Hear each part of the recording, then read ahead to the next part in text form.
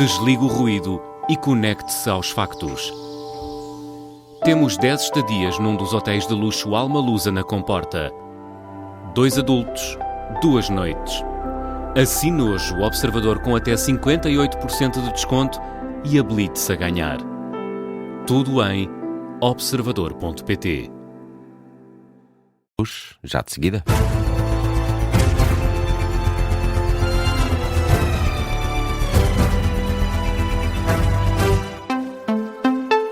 Jornal das 9 na Rádio Observador com a Vanessa Cruz. Vanessa, vamos abrir aqui um jornal um pouco especial para dar atenção a esta situação nos Estados Unidos. Donald Trump teve de ser retirado do jantar de correspondentes da Casa Branca, em Washington, depois de se terem ouvido disparos.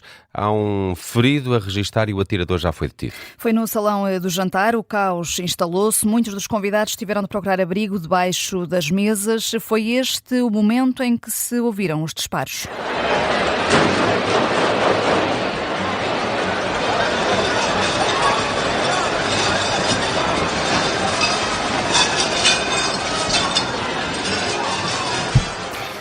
Donald Trump estava à conversa, sentado na mesa, quando estes disparos aconteceram. Ainda se ouve a música ambiente em fundo.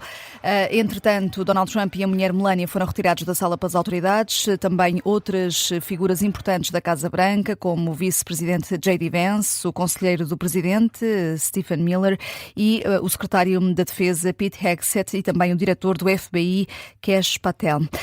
O atirador, entretanto, já foi detido. A Marta Caramelo Nobre traz-nos agora mais detalhes sobre o que sabemos até agora. O que é que sabemos, Marta? O atirador é um homem de 31 anos, professor e criador de videojogos na Califórnia, segundo adianta a imprensa norte-americana, sendo que conseguiu furar a barreira de segurança do jantar de correspondentes. Ouviram-se disparos, foi detido e está neste momento sob custódia das autoridades. No salão do jantar, como disseste, o caos instalou-se, muitos dos convidados procuraram abrigo debaixo das mesas. Donald Trump e a mulher Melania foram retirados da sala pelas autoridades, assim como outras figuras importantes da Casa Branca. Do incidente resultou apenas um ferido, um agente dos serviços secretos norte-americano, que foi atingido por uma bala e foi salvo pelo colete que vestia. E, entretanto, o presidente norte-americano já reagiu. Donald Trump confirmou que este agente está fora de perigo e, em conferência de imprensa, depois do incidente, o presidente enalteceu o trabalho das autoridades e a prontidão com que responderam ao incidente. That was very unexpected. Foi muito inesperado. Este era um evento dedicado à liberdade de expressão que reuniu jornalistas e membros dos dois partidos, o republicano e o democrata, e de certa forma uniu-os. Vi uma sala unida. De certa forma acabou por ser um momento bonito. Há um vídeo a mostrar a violência deste ataque à nossa Constituição. Também mostra o quão rápidos foram os serviços secretos e as forças de segurança a atuar. Fizeram um ótimo trabalho.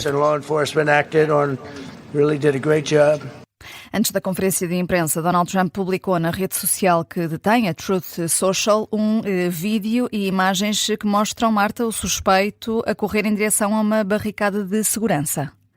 As autoridades locais acreditam que o suspeito agiu sozinho e que era apenas um homem que estava hospedado no hotel onde se realizou o evento em Washington.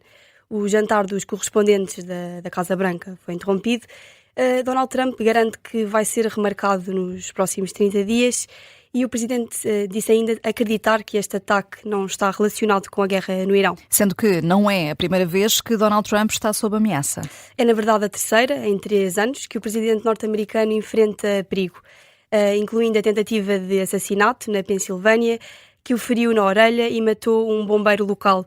Sendo que cerca de 2 meses depois o republicano estava no campo de golfe Trump International, nos arredores da sua mansão na Flórida, e foi retirado do local após as seguranças do serviço secreto abrirem fogo contra um homem que estava armado, escondido entre arbustos a poucos metros.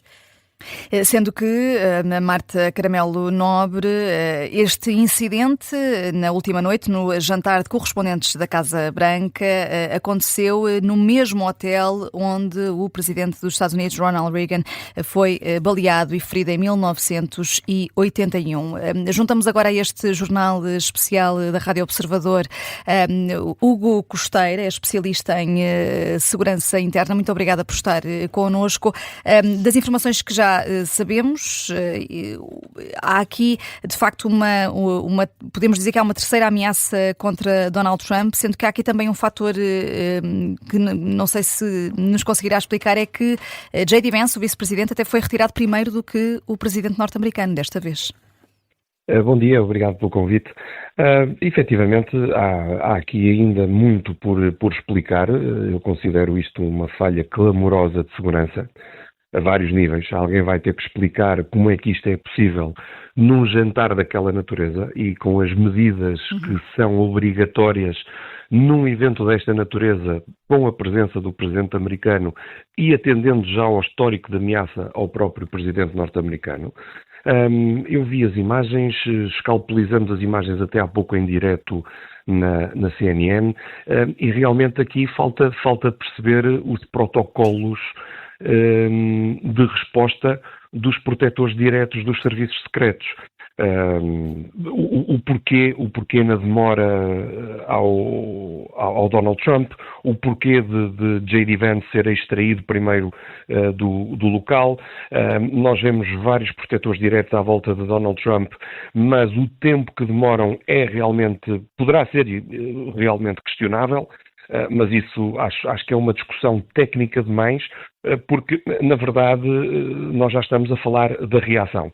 E normalmente, nestas questões, nestes incidentes, as reações tendem a ser, normalmente, muito melhores do que os motivos que levam às reações. Portanto, há aqui uma falha clamorosa de segurança, ela é óbvia, caso contrário, nenhum atirador conseguiria entrar dentro daquele espaço e fazer aquilo que fez. E quando digo entrar num espaço realmente alocado ao evento, uma vez que, era um hotel pela informação, ele já estava hospedado no hotel. Mas o que é certo é que a reação posterior dos elementos é realmente uma reação um bocado aos Estados Unidos, é desproporcional, todas as agências correm na direção do problema, ouvimos tiros sem fim, e depois realmente há a detenção deste suspeito. Ou seja, reagem bem, reagem de forma a evitar males maiores, é certo, há uma detenção, há um detido, não há nenhuma vítima a lamentar da parte dos convidados, obviamente, mas o que é certo é que o que leva a esta reação, por assim dizer, é que está tudo errado. Eu acho isto muito pouquinho da parte do US Secret Service. Acho estas falhas já são muito primárias, e não me fazem muito sentido. Já é a terceira vez que acontece com este presidente. Já é a terceira vez que acontece e temos visto sempre posturas muito displicentes por parte dos elementos, já desde o início, já desde o primeiro atentado em que Donald Trump foi inclusive atingido numa orelha. Temos visto sempre comportamentos muito displicentes, muito lentos, muito pouco empenhados. Não sei se isto é uma resposta política a um desgosto de quem realmente viu Donald Trump a chegar à presidência dos Estados Unidos, mas realmente isso, do ponto de vista da segurança, isso não quer dizer nada, não é? Eu falava há pouco que há realmente no Estado de Washington aqui um diferendo político entre a presidência dos Estados Unidos e as autoridades de Washington em relação à segurança do próprio Estado. Isso nós assistimos. O Donald Trump queria pôr polícia na rua, polícia diferente daquela do Estado de Washington, peço desculpa, do Estado de Washington, não, de Washington D.C., não é exatamente, não é o Estado de Washington em si. E, portanto, há aqui muita conflitualidade entre republicanos e democratas, e o que é certo é que, no fundo, a segurança interna dos Estados Unidos é que está a sofrer. O presidente norte-americano é que está, no fundo, praticamente a ser várias vezes atacado, portanto, esperemos que esta exasperação política nos Estados Unidos não leve a mais uma tragédia a juntar àquelas que nós temos conhecimento pela história, não é? Porque isso nada de bom trará ao mundo e nada de bom trará àqueles que professam os discursos de ódio em vez dos discursos de entendimento e a diplomacia política. Mas isso já é um patamar fora da área da segurança. Sim, já vamos contar também já a seguir com a Helena Ferro Gouveia e vamos também a esses pontos, mas aproveitando aqui ainda esta questão da segurança, o Costeira, além dessas falhas de protocolo que estava a enumerar e que já não é a primeira vez que acontecem, depois este protocolo na retirada dos próprios, das figuras, neste caso Donald Trump, Melania, estava a sala cheia de elementos muito importantes da administração norte-americana, o conselheiro do presidente, o secretário da Defesa, o diretor do FBI e também o próprio J.D. Vance. Porquê que J.D. Vance foi aqui retirado primeiro? Bem, também houve uma falha nesse sentido? Ou... Não, isso pode ser, repare, cada uma destas entidades tem a seu cargo uma equipa diferente de segurança pessoal. E, naquele momento, a equipa... Primeiro, J.D. Vance estava numa ponta, completamente oposta a Donald Trump.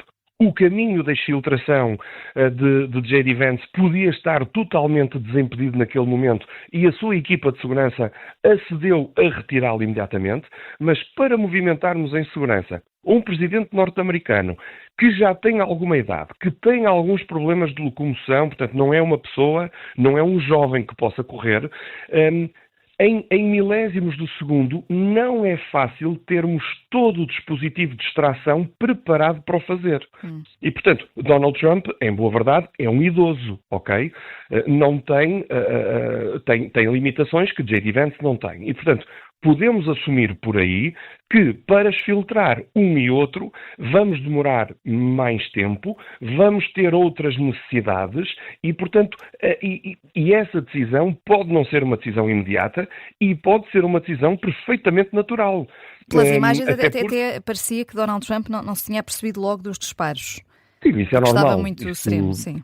Sim, isso pode acontecer, obviamente, não é? Agora, nós temos que perceber que em termos de mobilidade, o entourage de um presidente americano é muito maior do que o seu vice e, portanto, preparar as viaturas que já por si são blindadas, mas preparar as saídas, filtrar de forma intempestiva.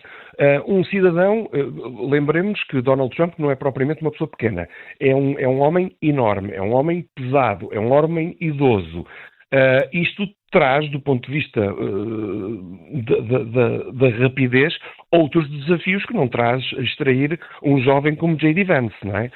E, portanto, às vezes é melhor demorar mais alguns segundos e fazê-lo no fundo, com tudo em linha e com tudo preparado para que essa exfiltração aconteça, do que começar uma exfiltração em momentos e depois perceberem que Donald Trump não consegue acompanhar, que há até outro atirador e há até outra ameaça que não foi neutralizada e podem ficar numa situação de confronto direto. Portanto, às vezes é bom parar, pensar, perceber que a situação já está controlada e depois aí sim fazer uma exfiltração que tenha sucesso, não é? Portanto, estas imponderáveis, eu confesso-lhe, eu não acho que isso seja o problema. Não acho que demorar mais 5 ou 10 segundos a exfiltrar Donald Trump seja problemático. Eu não consigo perceber como é que numa organização daquela natureza se consegue deixar que alguém entre lá dentro armado. Sendo que neste hotel não é a primeira vez que acontece, também já tinha acontecido com Ronald Reagan, quando foi presidente. Repare, e quando aconteceu com Ronald Reagan, aconteceu há décadas e, portanto, em alturas em que, do ponto de vista da segurança, havia muita coisa que não se pensava, não é? Portanto, havia muita coisa que não se investigava, havia muita due diligence securitária para a organização de um evento destes que não era sequer tida em conta, quer em termos de inteligência, quer em termos de análise de redes sociais, por exemplo. Portanto, estamos a falar de outra época e mesmo assim aconteceu. Portanto, isso foi uma lição aprendida, infelizmente.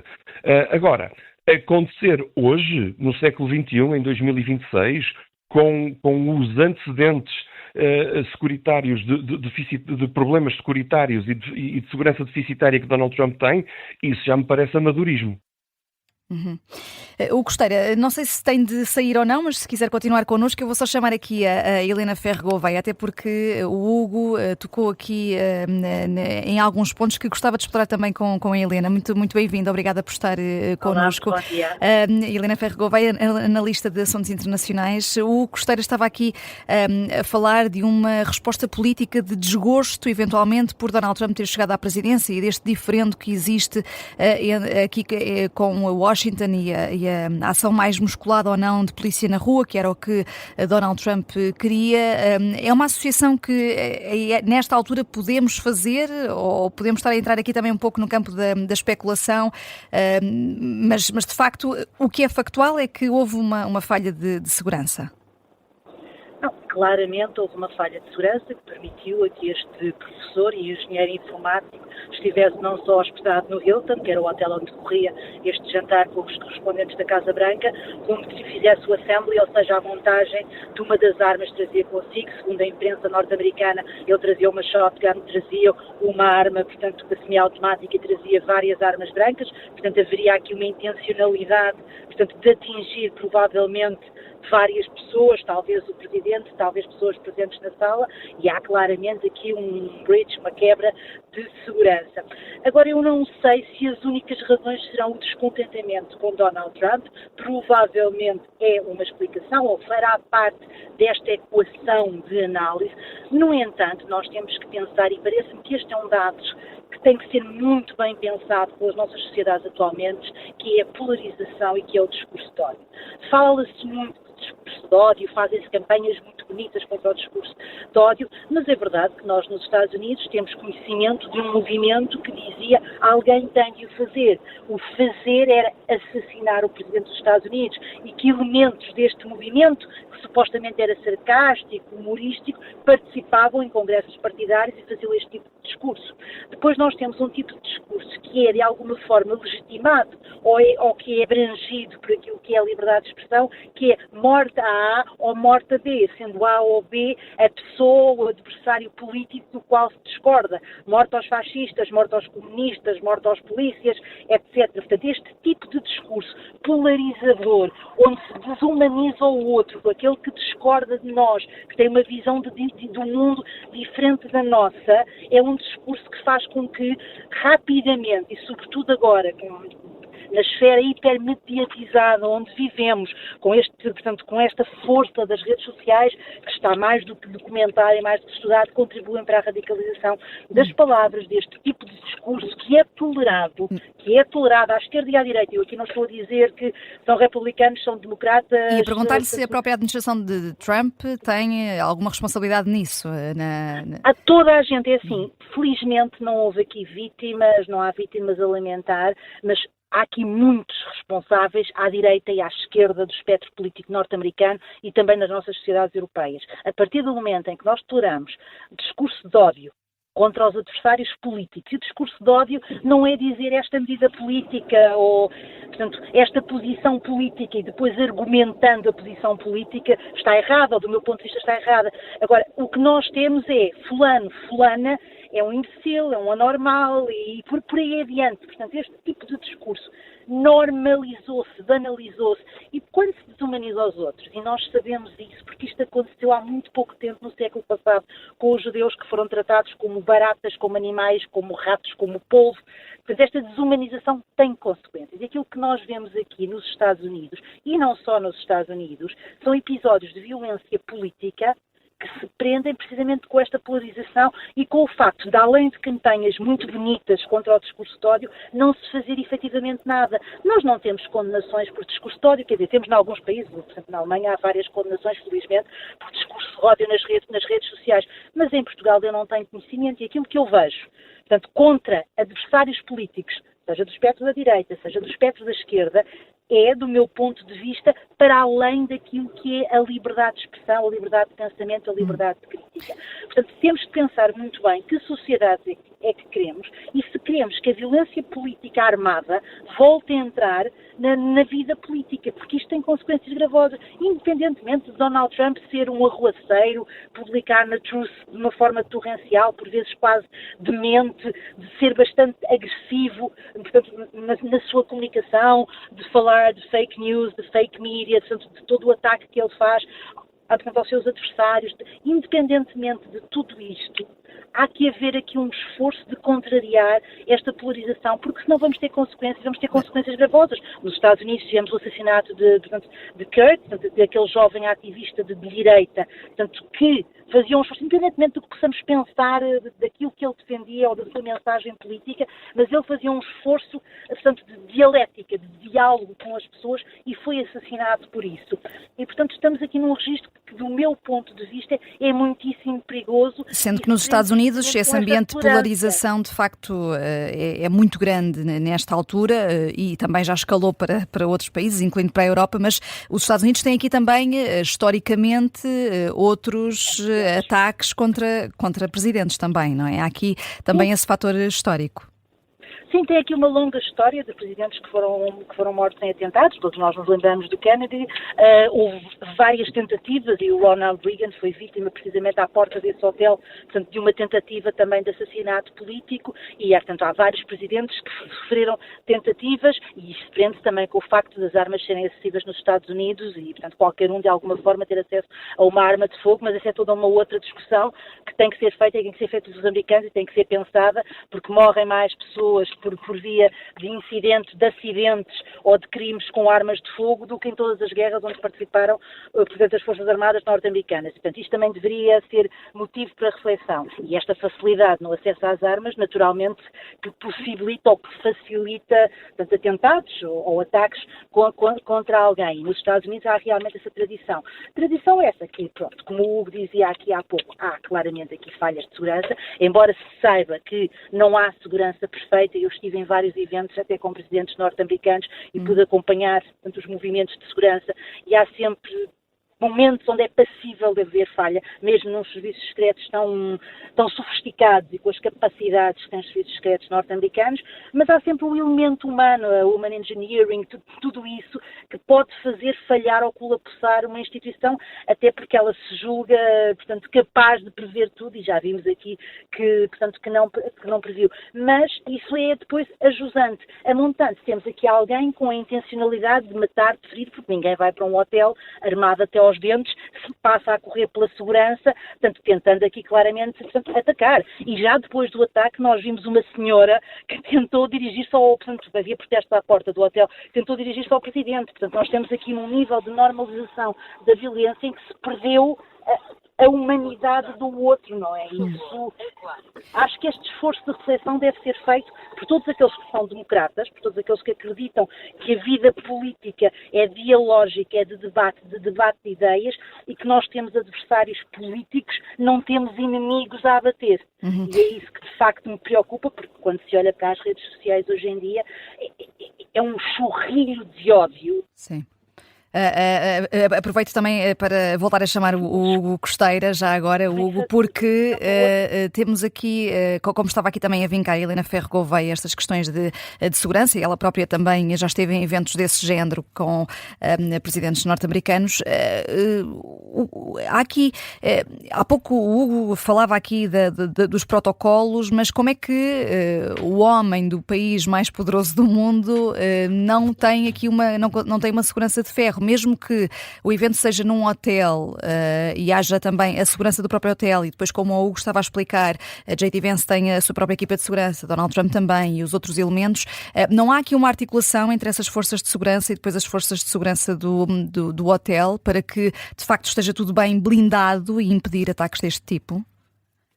Repare, o hotel não tem forças de segurança, não é? O hotel tem uma equipa de segurança residente que não são autoridade, são uma coisa tipo uma segurança privada. Exato, okay? estava a referir-me à parte do hotel, exatamente. Agora a segurança repare, do hotel. A questão é que nós nos Estados Unidos temos uma panóplia de serviços policiais como provavelmente não existe em mais nenhuma outra parte do mundo. Nós temos polícias locais, polícias estaduais, xerifes, quer dizer, nós temos tudo e mais aquilo que vocês possam imaginar em termos de segurança. E é muito difícil, obviamente, é muito difícil a interação, aliás, isso está muito documentado e até é quase ponto de honra em grande parte das séries e filmes que nós vamos vendo, as diferenças entre as autoridades federais e as autoridades locais. Os serviços secretos, que na verdade não são serviços secretos, são uma força policial que só tem duas funções. Uma é garantir a segurança das altas entidades, a outra é investigar a contrafação da moeda americana. É uma força federal, obviamente, e é uma força que, lá está, como eu dizia, tem a capacidade, tem a responsabilidade de garantir a segurança de todos estes intervenientes. O J.D. Vance e o Donald Trump são protegidos exatamente pelo mesmo serviço secreto, pelo US Secret Service. E, obviamente, que depois o FBI, que tem aqui um chapéu federal maior, porque são eles que investigam os crimes contra estas pessoas, tem também aqui uma componente de polícia, de intervenção, de serviços secretos, de força de investigação, como a nossa Polícia Judiciária, por exemplo. Aliás, eu já dei este exemplo. Para as pessoas perceberem, o FBI é um misto de Polícia Judiciária com serviços de informações. E se quisermos lá pôr um bocadinho de PSP ou de GNR, também podemos pôr. Portanto, é uma coisa assim um bocadinho híbrida. E, portanto, pôr estas pessoas todas à mesma mesa, a negociarem, a chegarem a alguma conclusão, não é muito fácil. E não é muito fácil, isto é histórico, não é de agora. Portanto, agora, o que eu acho é que esta normalização política da violência provavelmente está a expor uma fragilidade que nós não percebíamos antes, porque agora com Donald Trump isso tem sido mais notório, é que, afinal, estes Secret Services não são tão bons quanto as pessoas acham que são. Que realmente o presidente americano sempre circulou dentro de uma bolha, sempre andou dentro de uma bolha blindada, tem a famosa The Beast, que é um carro que resiste a tudo e mais alguma coisa, e portanto, anda no Air Force One, portanto, há todo um dramatismo de segurança à volta de um presidente americano que faz passar uma imagem de intocável, à semelhança de um presidente Putin, de um presidente Xi, depois até temos nas redes sociais, comparam as viaturas que uns e outros usam e por aí fora. Mas o que é certo é que depois nestes momentos, nos momentos de maior proximidade, nos momentos em que tem que haver uma interação com o eleitor, com o público, no caso, até com os jornalistas, há fatores básicos da segurança de acesso, da preparação dos perímetros, do estabelecimento de perímetros, há coisas básicas que falham. E aqui falhou muita coisa, evidente, como a Helena estava a dizer, e bem, como é que uma pessoa carregada de armas vai para um hotel onde se vai realizar um evento desta natureza? Isto não é muito normal. E portanto, eu acho que sendo uma altura em que o presidente norte-americano vai estar nesse hotel, teria de haver um cuidado redobrado na entrada dos hóspedes para o hotel, não é? Claro que sim, mas a questão é que o presidente norte-americano não tem um grau de ameaça que seja mutável. O grau de ameaça do presidente americano está sempre no máximo. Nós às vezes falamos, por exemplo, nós aqui dando o exemplo do nosso governo. No nosso governo nós temos o primeiro-ministro e temos ministros e a alguns desses ministros foi-lhes atribuído um grau de ameaça que os obriga a ter segurança pessoal. O primeiro-ministro também, o presidente da República também, o presidente da Assembleia da República também. E depois temos alguns elementos do nosso aparato do Estado que também vão tendo segurança pessoal. Mas temos outros que não têm e que para mim não faz sentido absolutamente algum. Agora, e repare, mas se em Portugal o SIS disser que determinada pessoa tem sobre ela um grau de ameaça X e que a PSP deve proteger essa pessoa, automaticamente o Corpo de Segurança Pessoal da PSP avança para proteger essa pessoa. Portanto, isso aqui acontece. Um Presidente da República, um Presidente dos Estados Unidos, não tem essa prerrogativa de poder ter um período menos bom ou menos mau. Ele, pura e simplesmente, é protegido, ponto. Quer queira, quer não queira. Da mesma maneira, o nosso Primeiro-Ministro, o nosso Presidente da República, não passa pela cabeça de ninguém que o nosso Presidente da República possa dizer que não quer segurança pessoal. E todos nós nos habituamos, de vez em quando, a ver o Presidente Marcelo Rebelo de Sousa a ter, assim, às vezes, um comportamento que também não facilitava muito a segurança. E isso não é bom e não devia ter acontecido. Agora, nos Estados Unidos, isto não acontece. O Presidente dos Estados Unidos, o Presidente da Federação Russa, o Presidente chinês, o Rei de Inglaterra, não, para eles a segurança não é algo facultativo e não é algo que possa ser agravado ou diminuído conforme as questões internacionais. Não, existe, ponto. Portanto, agora, nós estamos a ver que, no caso de Donald Trump, há realmente uma vontade muito grande que algo falhe. E isso não é aceitável. Não é aceitável a nenhum nível da discussão política, a nenhum nível da hostilização do discurso político, e isso não é aceitável. Porque, espero que nunca se aplique aqui aquele ditado português, tantas vezes o cântaro vai à fonte, não é? Que um dia deixa lá a asa. Espero que isso nunca aconteça. Até porque isso, no fundo, é o colapsar de uma instituição política de referência mundial, que são os Estados Unidos. Gostemos ou não gostemos, obviamente, não é? Agora, do ponto de vista da segurança do presidente americano, isto é um falhanço, não tenham a menor dúvida que isto é um falhanço. E impõe-se explicações por parte dos serviços de segurança. Peço desculpa? Impõem-se explicações por parte dos serviços de segurança. Espera que venham a dar essas explicações públicas. Mas obviamente, porque repare, agora o FBI vai ter que investigar. Tudo muito certo. O presidente Donald Trump foi para o True Social dizer fantástico, resposta fantástica, elementos fantásticos, tudo muito certo. E ele tem razão, realmente a resposta foi excelente, quer dizer, a pessoa foi detida, foi apanhada viva, portanto, essas coisas todas. Agora, a montante está o problema. E o problema foi a falha clamorosa de segurança num evento onde estava o topo da hierarquia da política americana. Porque, por acaso, foi um atirador solitário. Imaginem que o atirador solitário tinha uma equipa. Imaginem que existiam explosivos na equipa. Imaginem que, neste momento, estávamos a falar de ter sido dinamitado grande parte da liderança norte-americana porque explodiu um engenho explosivo lá dentro. Como é que ficava o mundo? Portanto, ou seja, quais eram os impactos disto? Isto é realmente muito grave. E, portanto, obviamente que desde os Secret Services a todas as entidades policiais com competência na criação daqueles perímetros de segurança, há muita explicação que vai ter que ser dada. Porque um evento desta natureza não se começou a organizar na quarta-feira. Começou-se a organizar provavelmente há meses atrás. O trabalho da inteligência, o trabalho da segurança é trabalho muito importante que não pode ser desprestigiado. E tal como a Helena disse, e muito bem, eu também já estive em eventos de alta segurança nos Estados Unidos, em Portugal, em Israel, em vários outros países. Isto, por e simplesmente, não pode acontecer. E é incrível como um lobo solitário, pelo menos desta forma descrito por Donald Trump, consegue, de facto, furar aqui as barreiras de segurança e causar uma situação como esta. Claro, porque não parece ter sido nada organizado, não é? Não, organizado foi, pelo próprio sim, sim, mas não com mais elementos e que pudesse...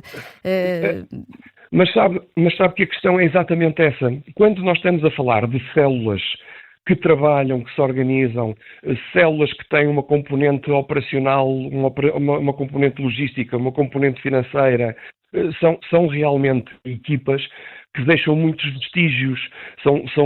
Às vezes é muito mais fácil apanhar uma célula do que um ator solitário. E o ator solitário, às vezes basta uma radicalização sozinho, às vezes basta um problema mais ou menos psiquiátrico, e depois, claro, o motivo. Porque conseguirmos antecipar um comportamento desta natureza não é fácil. Não há análise de redes sociais que nos sejam muito úteis. Nós não estamos a falar, por exemplo, de um ator solitário de inspiração islâmica radical, que normalmente, tendencialmente, deixam algumas pistas online por causa de algumas questões religiosas que terão necessariamente que acontecer depois do atentado. Portanto, há aqui realmente uma metodologia muito diferente. E um indivíduo destes, a pensar sozinho, a trabalhar sozinho, que leva as suas armas, que faz as suas coisas, passa muito mais despercebido. É muito mais difícil detectar do que um evento altamente organizado, do ponto de vista terrorista, por assim dizer. E por isso é que a segurança, em termos de perímetro, em termos de saber quem é que está dentro do hotel, saber o que é que existe dentro dos quartos do hotel, isto já devia ter acontecido há muito tempo. Portanto, esta pessoa se entrou lá dentro com estas armas todas. Algo de muito grave falhou na organização deste evento, que, como eu digo, não começou na quarta-feira. Começou há muitas quartas-feiras atrás. E, portanto, há aqui é um falhas evento anual, gravíssimas. sabe-se que vai sempre acontecer e já estava planeado há vários meses. Claro que sim. E, portanto, este hotel já deveria ter sobre si uma atenção muito, muito grande da inteligência doméstica, olha, do FBI, por exemplo, das polícias locais, dos Secret Services, e, portanto, já não devia ser um espaço onde fosse fácil sequer ir tomar um café. Obrigada, Hugo Costeira, pela análise que nos deixou neste jornal, emissão especial a propósito deste incidente com Donald Trump no jantar dos correspondentes da Casa Branca. Entretanto, o próprio presidente norte-americano divulgou uma imagem do homem, do atirador, chama-se Cole Thomas Allen. São duas fotografias partilhadas por Donald Trump. Este homem tem 31 anos, reside na Califórnia, é um professor e criador de videojogos. Nesta imagem que foi divulgada, podemos ver o homem deitado no chão, em tronco nu, algemado, e também vários polícias por trás. O homem está a olhar para o chão, não dá para ver bem a cara deste homem de 31 anos que terá invadido o jantar de correspondentes armado. Está acusado dos crimes de uso de arma durante um crime considerado violento e agressão com arma perigosa a um agente federal, agente que acabou por ser baleado, mas não, tendo em conta o colete que estava a utilizar, acabou por não ser um incidente de maior. O homem, o atirador de 31 anos, vai ser presente a tribunal amanhã, já, à altura em que depois podem somar-se novas acusações, para além destas de crime de uso de arma e crime violento e agressão com arma perigosa. Na rede social Truth Social, Donald Trump partilhou estas imagens que mostram este homem no corredor do hotel onde decorria este evento, o jantar de correspondentes da Casa Branca. Entretanto, há reações internacionais. Benjamin Netanyahu, o primeiro-ministro israelita, mostra-se chocado com o que classifica de tentativa de assassinato de Donald Trump, ao mesmo tempo aliviado que tanto o presidente como a primeira-dama Melania Trump estejam são e salvos. Uma reação de Benjamin Netanyahu na rede social X. Também o presidente do Conselho Europeu, António Costa, diz que a violência política não tem lugar na vida pública. Também recorreu à mesma rede social para reagir a este incidente a envolver Donald Trump. Diz António Costa que é reconfortante que a ação rápida das forças de segurança tenha garantido que o presidente dos Estados Unidos, a mulher e todos os convidados tivessem sido retirados em segurança, e termina com essa frase: a violência política não tem lugar na vida pública, deve ser firmemente rejeitada. Para além do presidente do Conselho Europeu, também a presidente da Comissão Europeia, Ursula von der Leyen, vem elogiar a atuação policial e usa de resto a mesma frase que António Costa: a violência não tem lugar na política. Ursula von der Leyen aqui também a dirigir-se a Donald Trump e dizer que está aliviada apesar de todo este aparato, Donald Trump estar bem de saúde, tal como a mulher. Também reação já aqui de Pedro Sánchez, o primeiro-ministro espanhol. A violência nunca é o caminho, a humanidade só vai avançar através da democracia, da convivência e da paz. É o que escreve Pedro Sánchez na rede social X, a condenar este ataque contra o presidente norte-americano. É já a terceira vez que Donald Trump é alvo de um ataque desde 2024. Contamos agora nesta emissão especial com Miguel Baumgartner, especialista em relações internacionais. Muito obrigada por estar connosco. Olá, bom dia. Até começava já aqui por estas reações que acabei de elencar, porque são aqui todas elas a condenar a violência, e é como até, não sei se estava aqui a ouvir a Helena Ferro Gouveia há pouco, mas de facto estamos a viver num período tão extremado que é preciso recentrarmos de novo toda a população para os valores essenciais. Sim, muito bom dia também a quem nos ouve. Sim, efetivamente, obviamente que a violência nunca é a solução para absolutamente nada, muito menos para aquilo que são a política e a participação cívica das pessoas na política. Também não deixa de ser um facto histórico de que estas tentativas de violência contra os presidentes norte-americanos são recorrentes e, portanto, já tivemos um presidente americano que foi assassinados, já tivemos candidatos também à presidência americana que foram assassinados e, portanto, esta violência sobre o presidente dos Estados Unidos é algo que existe e que nós sabemos depois, às vezes até mais tarde, ou em biografias ou em documentários, às vezes, acerca da presidência, que acabamos por saber de uma quantidade de tentativas de violência, ou se quisermos chamar, eu não chamaria esta uma tentativa de assassinato, porque efetivamente aconteceu na sala ao lado, aconteceu longe e, portanto, há aqui toda... Donald Trump nem se apercebeu dos primeiros disparos. Exato, e aliás, se nós formos ver aquilo que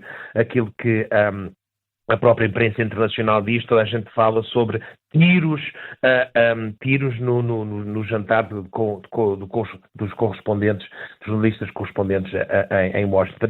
Mas, seja como for, podemos lhe chamar de tentativa de assassinato ou de violência. Isto é uma coisa que é corriqueira. Agora, é super importante aquilo que a Helena falou, o extremismo que está na política, nomeadamente na política internacional, e é isso que os líderes há pouco condenaram, inclusive Sánchez, que é tão crítico da posição dos Estados Unidos e de Donald Trump.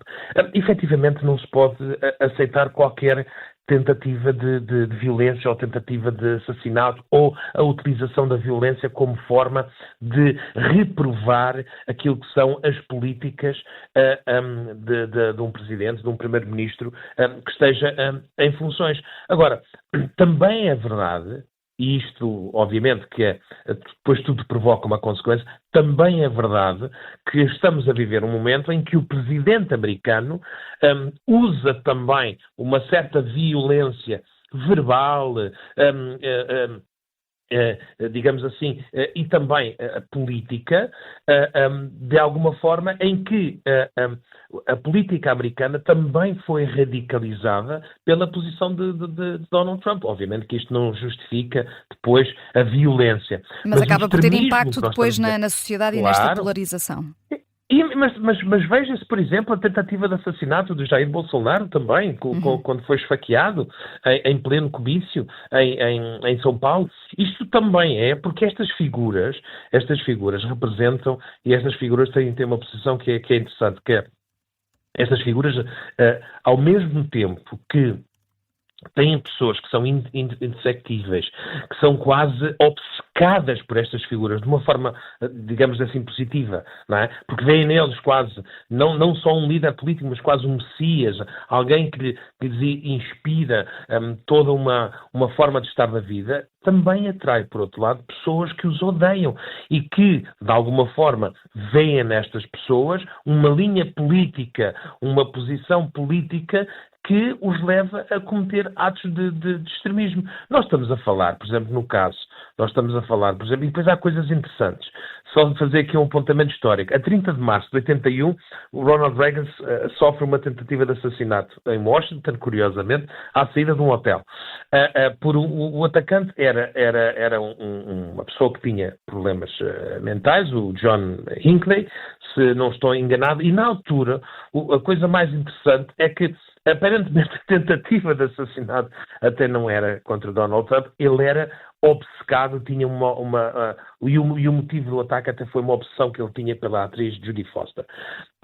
Mas que depois se passou para a figura de Ronald Reagan por ser a figura do presidente, por ser a figura cimeira. Portanto, nós não sabemos ainda muito bem, sabemos sobre a identidade deste suspeito, que ele tem 31 anos, é da Califórnia, supostamente é professor, inclusive teria ganho um prémio há pouco tempo do melhor professor, portanto não havia nada, digamos assim, se calhar, que apontasse para este tipo de coisas. Mas isto também é aquilo que se chama os chamados lobos solitários, que o Hugo estava a falar há pouco. E, portanto, agora, existe esta radicalização do discurso e da posição política do nós contra eles.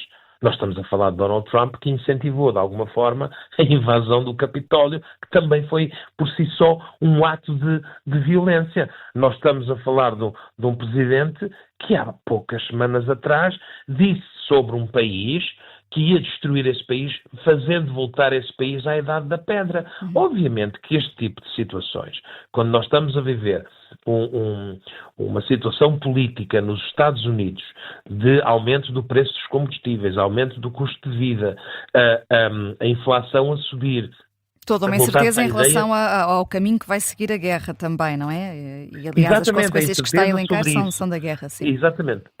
A incerteza sobre isto tudo relativamente à guerra no Irão. A incerteza desta situação. Alguém que disse que vinha para esta sua para este seu segundo mandato na Casa Branca, que vinha para acabar com estas guerras em que os Estados Unidos participavam.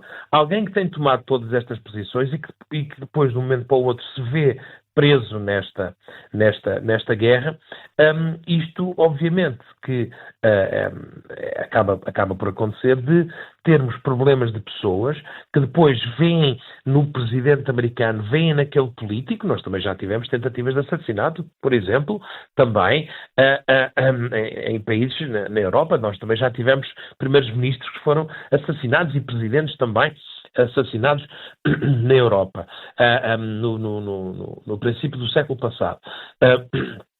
E nós sabemos perfeitamente o que é que levou e o que é que leva a esta radicalização. Nós, por exemplo, lembramos o que é que aconteceu nos anos 80 com a Margaret Thatcher em relação ao IRA, quando ela decidiu destruir o IRA e decidiu efetivamente puxar, digamos assim, empurrar o IRA contra as paredes ou contra as cordas, se quisermos, e acabar com o movimento, e que nessa altura ela também sofreu uma tentativa de assassinato. Portanto, o extremismo político, o extremismo do discurso político, da posição do nós contra eles, que eu dou sempre o exemplo que neste momento, até porque nós o conhecemos bem, que é a questão do Brasil, e muitas vezes as posições que são adotadas nos Estados Unidos fazem-nos lembrar também a posição adotada.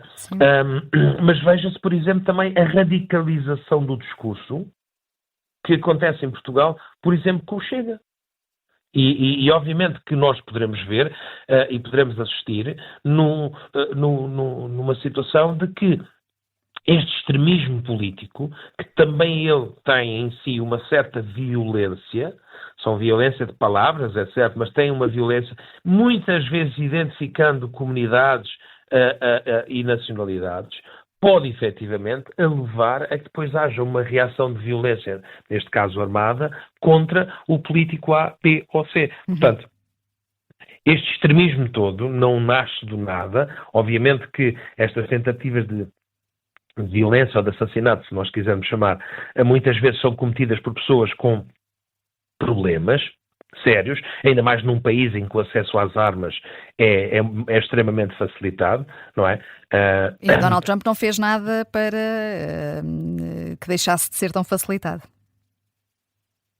Não fez e aparentemente não quer fazer, porque acha, até porque é assim, a linha que o apoia, a linha MAGA, a linha conservadora, é a favor do porte de arma e, portanto, será muito difícil nós termos um presidente ultraconservador como Donald Trump, apoiado por uma linha ultraconservadora, a falar numa possível alteração daquilo que é uma das emendas da Constituição norte-americana, o cancelamento ou pelo menos a criação de uma nova forma de como é que o americano poderia ter acesso a armas. Isso parece-me praticamente impossível que isso aconteça, nomeadamente quando estes tipos de atos acontecem, que por si só também exortam a própria violência contra o líder que este grupo quer defender. Portanto, isto acaba depois por ser um círculo vicioso, mas um círculo preocupante. Agora, o resultado da violência política de Donald Trump já levou a que ele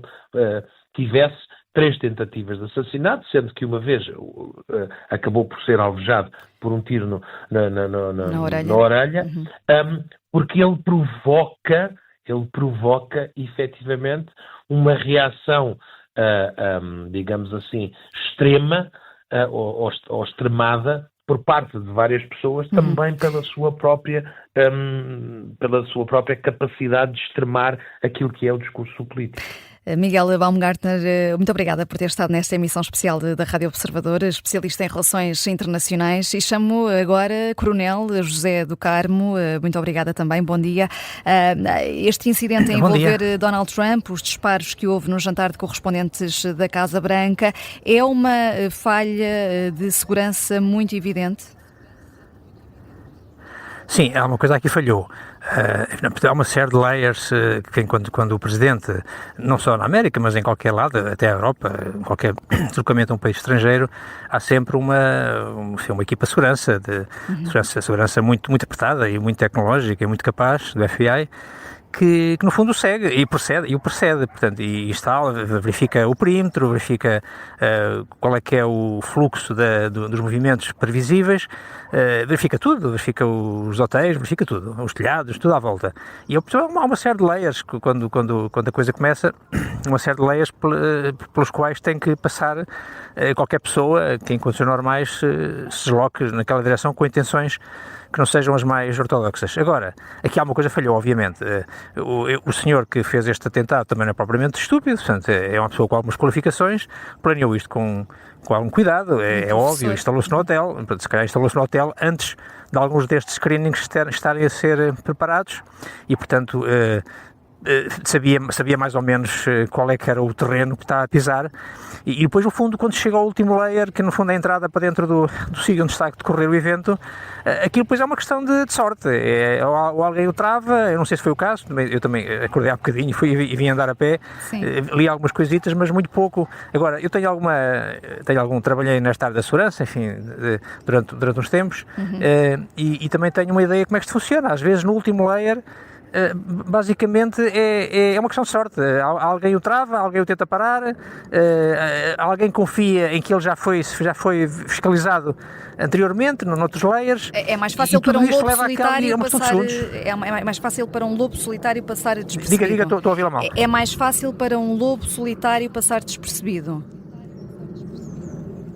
Sim, um lobo solitário não tem que contatar com ninguém, não tem que combinar nada com ninguém, não tem que trocar sinais via